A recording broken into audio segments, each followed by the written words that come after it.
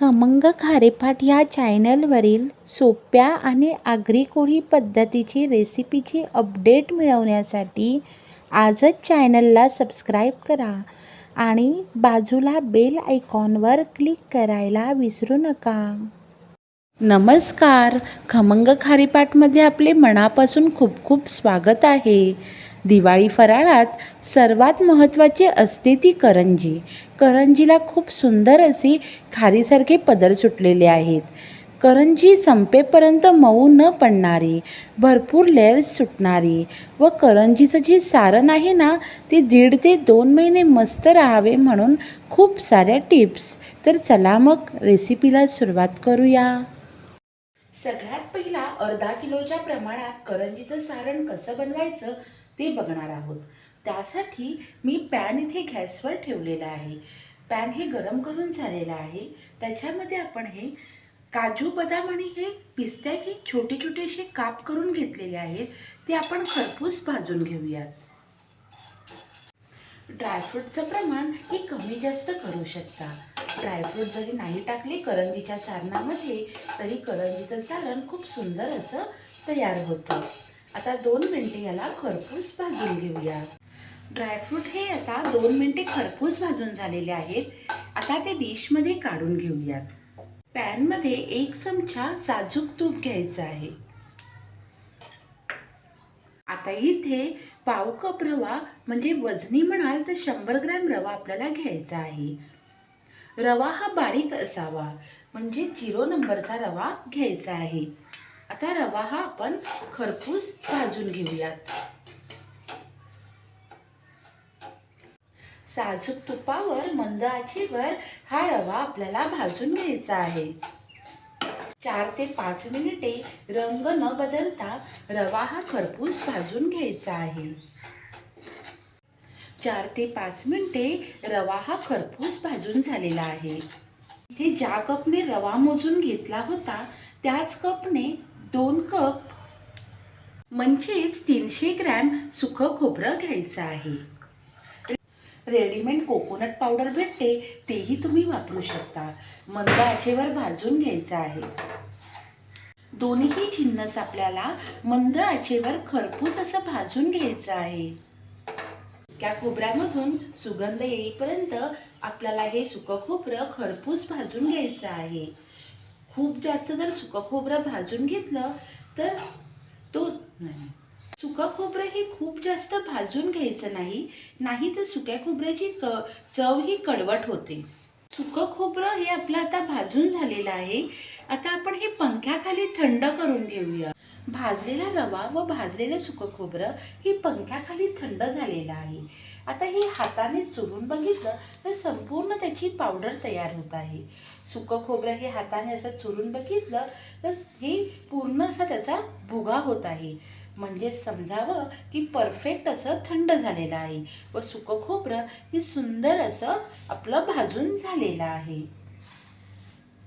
आता इथे ह्याच्यामध्ये आपण 200 ग्रॅम पिठी साखर टाकायची आहे. आता ह्याच्यामध्ये जे भाजलेले ड्रायफ्रूट होते ना ही टाकून घेऊयात. वेलची जायफळ पूड आपण अर्धा चमचा टाकून घेऊयात. आता ही सर्व जिन्नस आपण एकत्र असं मिक्स करून घ्यायचं आहे. हे व्यवस्थित आपण मिक्स करून घेऊया. पिठी साखर जेव्हा घेतो ना तेव्हा पिठी साखर ही चाळून घ्यायची आहे म्हणजे पिठी साखरेच्या ह्या सुक्या खोबऱ्यामध्ये गुठळ्या होणार नाहीत. रवा, सुकं खोबरं, ड्रायफ्रूट ही खरपूस भाजून घेतल्याने ही सारण एका हवाबंद कोरड्या डब्यात ही सारण महिना ते 1.5 महिने 2 महिनेही ही सारण अगदी व्यवस्थित असं फ्रीजमध्ये राहील. आता आपण हे करंजीचं सारण वापरून भरपूर लेयर्सवाली करंजी कशी करायची ते बघणार आहोत. करंजी ही भरपूर लेयर्स व खुसखुशीत होण्यासाठी इथे आपण पीठ भिजवूया. इथे ताटात आपण अर्धा किलो मैदा घेतलेला आहे. अर्धा किलो मैद्यासाठी हा 5 चमचे 0 नंबरचा बारीक रवा घेतलेला आहे. चवीपुरतं मीठ घ्यायचं आहे. मैदा हा चाळून घ्यायचा आहे. तिन्ही जिन्नस एकत्र करून घेऊया. रवा घातल्यामुळे करंजी ही खूप खुसखुशीत तयार होते. जर करंजीसाठी तुम्हाला मैदा जर वापरायचा नसेल तर तुम्ही गव्हाचे पीठसुद्धा वापरू शकता. मैदा, रवा, मीठ हे एकत्र मिक्स करून झालेलं आहे. एका फोडणी पात्रात 1 चमचा साजूक तूप घेतलेला आहे. वनस्पती डालडा घेतलं तरी चालेल. वनस्पती तूप किंवा डालडा घेतला तरी चालेल. मोठ्या आचेवर साजूक तूप हे कडकडीत गरम करून घ्यायचं आहे. तूप हे कडकडीत गरम करून झालेलं आहे. आता हे तूप आपण ह्या पिठावर ओतून घेऊया. सुरुवातीला हे तूप गरम असल्यामुळे आपण हे पीठ चमच्याने मिक्स करून घेऊया. थोडंसं कोमट झाल्यावर हाताने हे पीठ चोळून घ्यायचं आहे. पिठाच्या प्रत्येक कणाकणाला साजूक तूप लागलं पाहिजे, म्हणजे करंजीचं जे आवरण असतं ना ते खूप खुसखुशीत व कुरकुरीत तयार होतं. तूप हे सर्व पिठाला लागून झालेलं आहे. थोडं थोडं पाणी घेऊन पीठ आपल्याला हे मिक्स करून घ्यायचं आहे. थोडं थोडं पाणी घ्यायचं आणि हे पीठ आपल्याला मळून घ्यायचं आहे. पिठाचा गोळा हा घट्टसर मळून घ्यायचा आहे. पिठाचा गोळा जेवढा घट्ट मळाल ना तेवढी तुमची करंजी कमी तेलकट होईल. आणि थोडं थोडं पाणी घालून हा पिठाचा गोळा हा घट्ट मळायचा आहे. एकदाच जर आपण पाणी घातलं पिठामध्ये तर आपल्याला पाण्याचा अंदाज येणार नाही आणि पीठ हे पातळ होऊन जाईल. करंजीचे पीठ मळण्यासाठी पाण्याचा वापर केल्याने करंजी खूप दिवस अशी सुंदर अशी व्यवस्थित राहते. मैद्याचं असं छान पीठ असं मळून झालेलं आहे. पीठ आपण 10 मिनिटासाठी झाकण देऊन ठेवूया. पीठ भिजेपर्यंत इथे मस्त खुसखुशीत असा साठा आपण बनवणार आहोत. त्यासाठी एका वाटीमध्ये 4 चमचे तूप घेणार आहोत.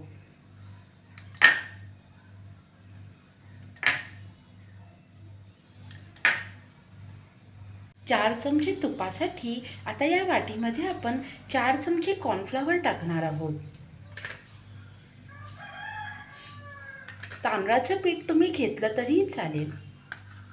दोन्ही जिन्नस फेटून घेऊयात.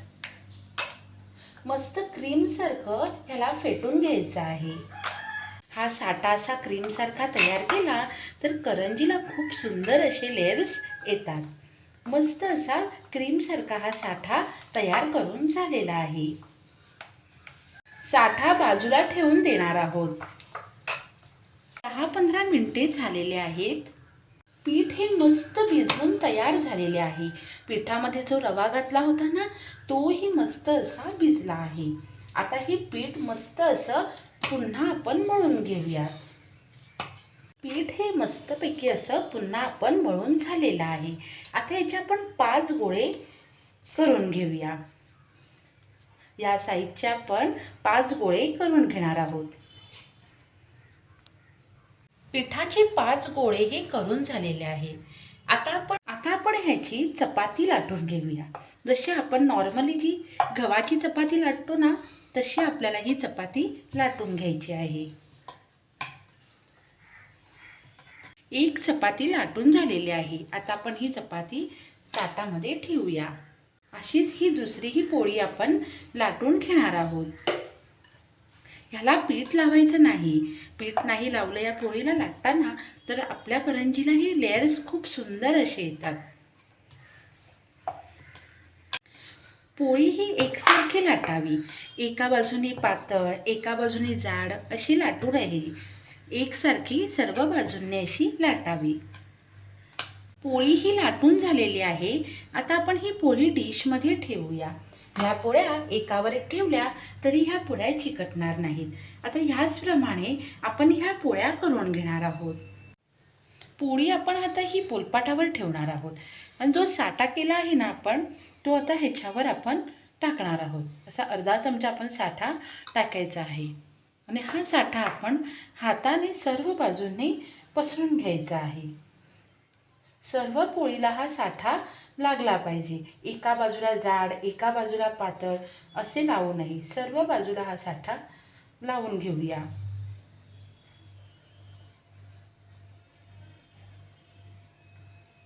आता ह्याचप्रमाणे आपण ह्या दुसऱ्या ह्याला पण साठा लावून घेऊया। अशी चपाती ह्याच्यावर ही पोळी अशी ठेवायची चपाती आणि आता हे परत अर्धा चमचा आपण ह्या पोळीवर हा साठा टाकायचा आहे आणि हातानेही आपण हा साठा सर्व बाजूने या पोळींना लावून घ्यायचा आहे। साठा हा सर्व बाजूने लावावा। सर्व बाजूने सारखा लावला तर करंजीला खूप सुंदर असे लेयर्स येतात। आता याप्रमाणे आपण ह्या सर्व पोळ्यांना या साठा लावून घेऊया। ही 5वी जी पोळी आहे ना ती आपण ह्याच्यावर ठेवूया। ह्याच्यावर आपल्याला साठा लावायचा नाही आहे। आता ही सर्व बाजूने आपल्याला अशी बंद करून अशी घ्यायची आहे। आता ह्याचा आपण रोल करून घेऊया। हे बघा असं हळूहळू छोटं असं हळूहळू असा छोटा हे घेऊन आपण ह्याचा रोल तयार करून घेऊया।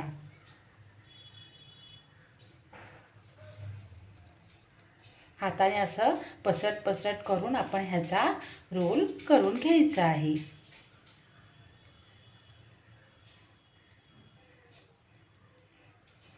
दोन्ही हाताने हळूहळू असं दाबून आपण ह्याचा हळूहळू रोल करून घ्यायचा आहे। आता ह्या प्रकारे आपण हे असं हाताने असं पसरवून घ्यायचे आहे। खूप सुंदर असा रोल ह्याचा तयार झालेला आहे। आता याची लांबलचक अशी गोळी तयार करून झालेली आहे। आता ही लांबलचक झाल्यामुळे मी ही ओट्यावर ही गोळी ठेवलेली आहे। आता ही त्याची ही लास्टचं जे टोक आहे ना ते आपण आता याचं असं बंद करून घेऊया, म्हणजे तीही आपल्याला करंजीसाठी पोळी लाटता होईल। या बाजूचीही आपल्याला ही बंद करून घ्यायची आहे। आता आपण सुरीच्या मदतीने सुरीने हे कापून घ्यायचे आहेत। तुम्हाला जसे छोटे मोठे तुकडे पाहिजे आहेत ना तसे तुम्ही करंजीसाठी हे गोळे कापू शकता। या पद्धतीने आपण ह्या गोळ्या कापून घेतलेल्या आहेत। आता या आपण बाउलमध्ये ठेवूया। या गोळ्या आता आपण या बाउलमध्ये काढून घेतले। पिठाचा जो रोल आपण कापलेला आहे त्यातून आपण ही एक गोळी करून घेतलेली आहे। आता ही गोळी जी आहे ती आपण ही जी सफेद असं दिसतो ना ही बाजू, तीच बाजू आपल्याला अशी अलगद बाजूने अशी दाबायची आहे आणि आता आपल्याला पीठ न घेता ही लाटायची आहे। हिला लाटताना उलटी करायची नाही, जी आहे त्याच दिशेने आपल्याला ही बाजू लाटायची आहे आणि लाटताना पोळी आपल्याला त्याच्यावर दाब द्यायचा नाही। ह्याच बाजूने आपल्याला ही पोळी लाटून घ्यायची आहे। पोळी ही लाटून झालेली आहे। आता ही पोळी ठेवताना आपण जशी लाटली आहे ना तशीच आपण डिशमध्ये ठेवायची आहे, त्याला उलटी करायची नाही। त्याच बाजूने आपण ती पोळी डिशमध्ये ठेवायची आहे। आता अशाच प्रकारे आपण ही दुसरी पोळी लाटून घेऊया। ही दुसरी पोळी लाटायला घेतल्यानंतर हे पीठ हे झाकून ठेवायचं आहे। परत ह्याच बाजूने आपल्याला ही गोळी प्रेस करायची आहे आणि अलगद बाजूने आपण ही लाटून घ्यायची आहे, म्हणजे करंजीला ह्या खूप सुंदर अशा लेयर्स येतात। पोळी ही लाटून झालेली आहे आणि ही पोळी लाटताना आपल्याला पीठ घ्यायचं नाही आहे, म्हणजे करंजीला खूप सुंदर असे लेयर्स येतात। आता ही पोळी आपण आहे ना त्याच बाजूने आपण ह्या डिशमध्ये ठेवून घ्यायची आहे। आता आपण ही पोळ्या दुसऱ्या याचप्रमाणे लाटून घेऊयात। ह्या 5 पोळ्या मी करून घेतलेल्या आहेत। तुम्हाला जर पोळ्या करून ठेवायच्या असतील तर तुम्ही ठेवू शकता, पण त्याच्यावर ओला कपडा ठेवावा। आता ह्या ज्या पोळ्या आहेत ना ह्या आपल्याला करंजीमध्ये सारण भरण्यासाठी जशा आपण ठेवलेल्या आहेत त्याच बाजूने आपल्याला ठेवायच्या आहेत। बघा आता आपण ह्या 2 पोळ्या सारण भरण्यासाठी घेणार आहोत। आता ह्या पोळ्या आपण ठेवलेल्या आहेत। आता आपण ह्याच बाजूने ठेवल्यामुळे करंजीला ह्या खूप सुंदर लेयर्स येणार आहेत। जर आपण ही पोळीची बाजू जर उलटली तर करंजीला लेयर्स येणार नाहीत, म्हणून आपण ह्याच बाजूने ठेवायचं आहे। त्याच्यानंतर आता आपण ही करंजीचं सारण यामध्ये भरून घेऊयात। असा हात ठेवायचा आणि हे करंजीचं सारण भरून घ्यायचं, म्हणजे जेणेकरून इथे ह्या बाजू या कडांना हे करंजीचं सारण लागणार नाही. आता ह्या बाजूला सुद्धा आपण असंच हे करंजीचं सारण भरून घेणार आहोत.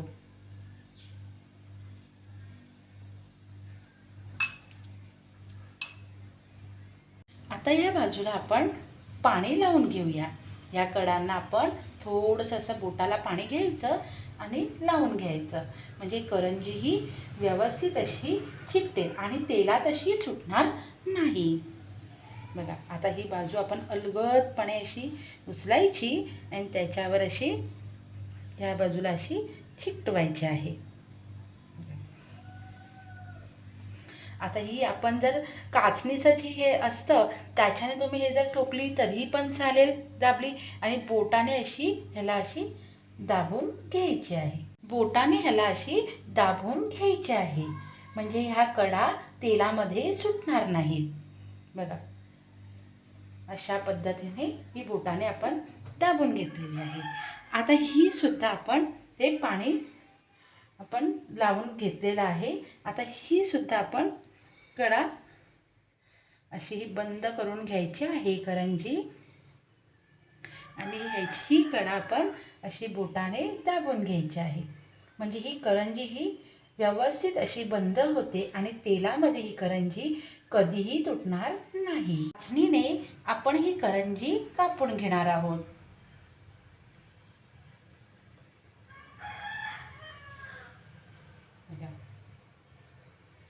खूप सुंदर अशी ही करंजी कापून झालेली आहे. अशी आता याची कडा आपण काढून घेणार आहोत. आता ही पण करंजी आपण अशीच कापून घेऊया.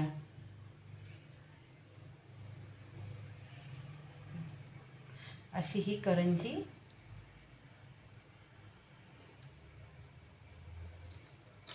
कापून घेणार आहोत. याचीही आता आपण कडा काढून घेऊया. आता आपण ही करंजी उचलताना बघा, असं ही करंजी आपण अशी हातामध्ये व्यवस्थित अलगद घ्यायची आणि ठेवतानाही ही बाजू आपल्याला पलटी करायची नाही आहे. अशाच पद्धतीने आपल्याला करंजी प्लेटमध्ये ठेवायची आहे. या करंज्या ह्या फॅनवर ठेवायच्या नाही. ह्याच्यावर या सर्व करंज्या झाल्या की ह्याच्यावर ओला कपडा ठेवायचा आहे. आता ह्याचप्रमाणे आपण सर्व करंज्या करून घेऊया. कढईमध्ये तेल हे तापून घेतलेलं आहे. तेल हे गरम झालं आहे की नाही हे बघण्यासाठी पिठाचा छोटा आपण गोळा घेऊन या तेलामध्ये टाकणार आहोत. हा पिठाचा गोळा तेलावरती आलेला आहे, म्हणजेच तेल हे तापलेलं आहे. आता करंजी ही तेलामध्ये टाकताना आपण जी ही बाजू आहे ना, तीच बाजू आपण उचलून घेऊन कढईमध्ये टाकून घ्यायची आहे. ही बाजू आपण अशी तेलामध्ये टाकून घेऊया. जेव्हा आपण कढईमध्ये करंजी टाकतो तेव्हा गॅस हा 1 मिनिट ही मोठ्या आचेवरच असावा. ह्याच बाजूने आपण ह्या टाकून घ्यायच्या आहे.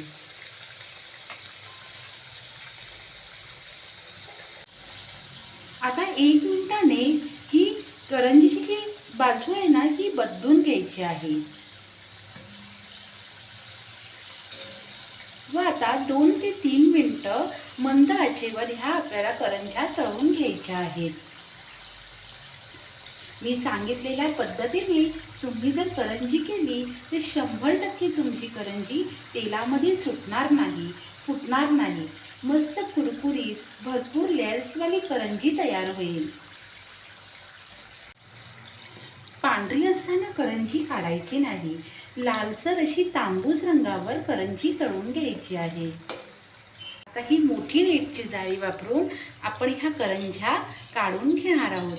खूप अशा सुंदर अशा लालसर अशा रंगावर आपल्या ह्या करंज्या तळून झालेल्या आहेत. खरपूस खूप सुंदर अशी करंजी आपली तळून झालेली आहे. तुम्ही पहिल्यांदा जर तुम्ही या करंज्या करत असाल रेल्सवाल्या, तर नव्याने करणाऱ्यांना पण या करंज्या करता येतील. आता या करंज्या आपण एका नेटमध्ये, नेटची जाळी असते ना ह्याच्यामध्ये आपण काढूया, म्हणजे या करंजीचं जे काही तेल असेल या नेटमध्ये निघून जाईल आणि करंजी खूप खुसखुशीत अशी तयार होईल.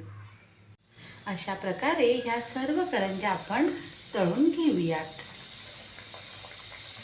अशा प्रकारे या खूप लेयर्सवाल्या अशा करंज्या तयार झालेल्या आहेत. तुम्ही बघू शकता सगळ्या करंजीला लेयर्सही आलेले आहेत. या करंज्या हवाबंद डब्यामध्ये 1.5 ते 2 महिने खूप व्यवस्थित अशा खुसखुशीत आणि खमंग राहतात.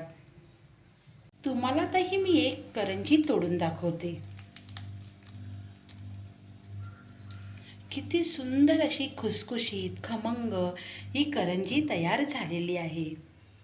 तुम्हाला जर ह्या पडद्याच्या लेयर्सच्या जर करंज्या आवडल्या असतील तर तुम्ही व्हिडिओला लाईक करा, शेअर करा आणि सबस्क्राईब करा.